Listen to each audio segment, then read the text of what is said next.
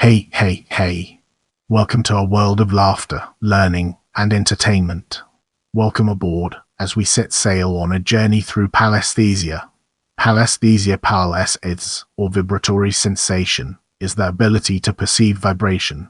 This sensation, often conducted through skin and bone, is usually generated by mechanoreceptors such as Pacinian corpuscles, Merkel disc receptors, and tactile corpuscles. All of these receptors stimulate an action potential in afferent nerves, sensory neurons found in various layers of the skin and body. The afferent neuron travels to the spinal column and then to the brain where the information is processed. Damage to the peripheral nervous system or central nervous system can result in a decline or loss of pallesthesia. A diminished sense of vibration is known as pallhypesthesia. To determine whether a patient has diminished or absent pallesthesia, testing can be conducted using a tuning fork at 128 by placing it on the skin overlying a bone. This works because bones are good resonators of vibrations. Brace yourself for an enlightening exploration of receptors as we dive into its profound implications. Vibratory second neuron in the figure depicts an encapsulated nerve ending. Pacinian corpuscles, Merkel disc receptors, and tactile corpuscles are all encapsulated nerve endings involved in tactile stimulation. The Pacinian corpuscles are located within the deeper layer of the skin, under the skin in the subcutaneous tissues, within muscles, in the periosteum, and other deeper layers of the body. The Merkel disc receptors are located in the superficial epidermis and in hair follicles, while tactile corpuscles are concentrated heavily in the fingertips. Merkel disc receptors and tactile corpuscles respond best to low frequencies when producing an action potential. Moving forward, we'll be taking a closer look at pathway. Vibratory image on the left side depicts the dorsal column pathway for vibration perception. The sensory conduction pathway that allows for cognitive recognition of vibration occurs through afferent neurons, also known as sensory neurons. The outside stimulus is a vibration that activates one of the three encapsulated nerve endings based upon where the sensation is felt. The intensity of the vibration must cause the neurons to reach or surpass a threshold in order for an action potential to be propagated. From here, the signal travels through the dorsal column medial lemniscus pathway. The pathway is composed of the dorsal column within the spinal cord and the medial lemniscus in the brain stem. Collectively, the ascending sensory fibers are called the dorsal column because ascending fibers gather at the dorsal funiculus in the spinal cord. The dorsal funiculus is located between the dorsal horn and the medial line in the spinal cord. There are three types of neurons in the pathway: first, second, and third-order neurons. The first-order neuron is the afferent neuron. It enters the spinal cord through the dorsal root ganglia and branches in the spinal cord. Some neurons terminate in the spinal cord, where they contribute to a reflex response. Other neurons continue ipsilaterally, same side, to the medulla oblongata. If the neurons are coming from the lower limbs, they are carried by the fasciculus gracilis into the medulla. If the neurons are coming from the upper limbs, they are carried by the fasciculus cuneus. In the medulla, at the dorsal column, nuclei of the first-order neuron synapse with the second-order neuron, which then digitates crosses over to the other side of the central nervous system into the medial lemniscus. The second-order neuron then carries the information to the ventral posterolateral nucleus of the thalamus and then the somatosensory cortex in the parietal lobe. Immediately, the posterior parietal lobe synthesizes the information into a recognizable pattern. The coded information is then sent to the prefrontal cortex to devise a motor response to the stimulation. The motor information is sent through efferent neurons. In this chapter, we'll be unraveling the enigma of testing and discovering its transformative power. Routine clinical tests include quantitative vibratory testing and the Riedel cipher tuning fork test. The typical frequency used for the tuning fork is 128.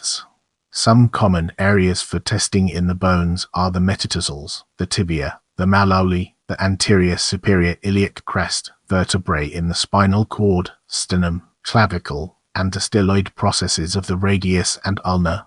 These are particularly good for testing because they are close to the surface of the skin, with only a small amount of muscle over them.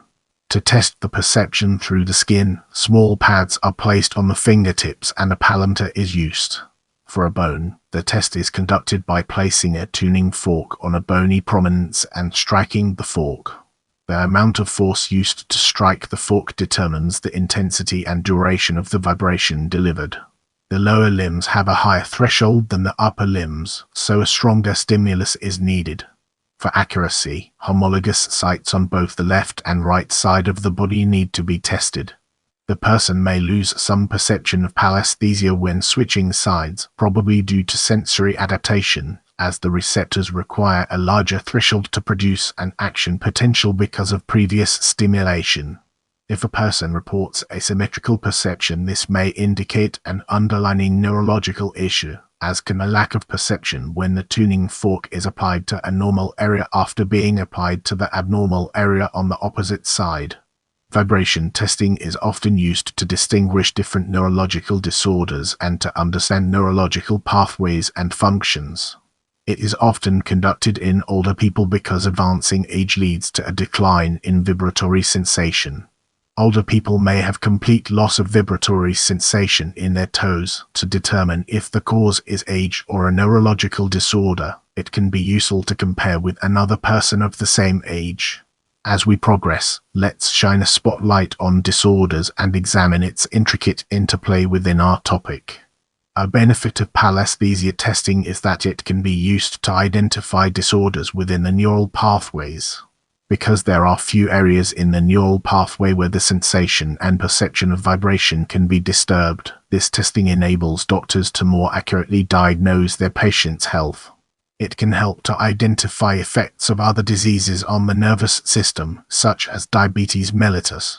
In the upcoming section, we'll be shining a light on peripheral nervous system. The peripheral nervous system is composed of afferent and efferent neurons. Disorder of these neurons is called peripheral neuropathy. Vibration examination can detect and localize disorders of the peripheral nervous system. A gradual loss of sensation from the toes to the knees is consistent with a peripheral nerve problem, whereas an impairment in perceiving vibration from all extremities is a sign of a posterior column disorder. Impairments classified to the peripheral nervous system and posterior column are indicators of demyelination of afferent neurons from a variety of causes. As we move forward, let's uncover the untold stories and fascinating intricacies of myelopathy. Myelopathy is a disorder within the spinal cord. Compression on the spinal cord by bony projections or a displaced disc in the cervical spine are the most common causes of myelopathy. Inflammation, illness, and neurodegenerative, nutritional, and vascular disorders can also contribute to myelopathy.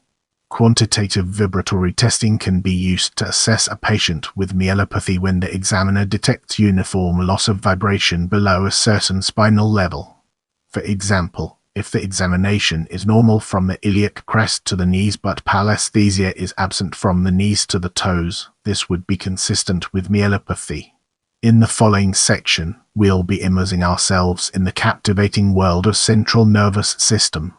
The central nervous system is composed of the spinal cord and the brain.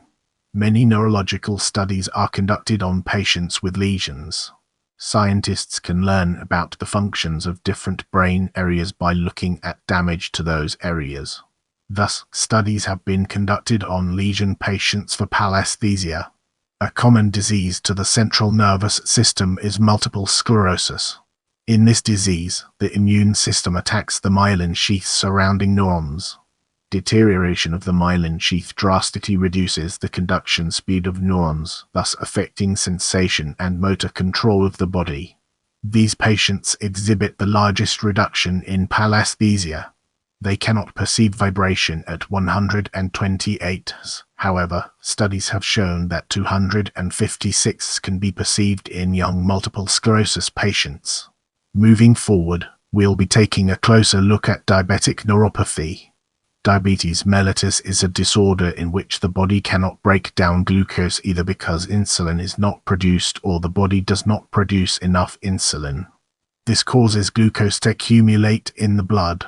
High concentrations of glucose in the blood can injure nerve fibers, resulting in diabetic neuropathy. In most cases, the nerve damage occurs in afferent neurons in the foot and lower limbs. Nerve damage can be assessed with pallesthesia. If there is an inability to sense the vibration being applied from the tuning fork, then nerve damage has occurred. A doctor then assesses the damage and places the patient on treatment, which in severe cases may include amputation of a foot or limb. In the upcoming portion, we'll be dissecting research to gain a comprehensive understanding of its implications. From the early years through the years, pallesthesia was used as a research method for many disorders of the sensory system.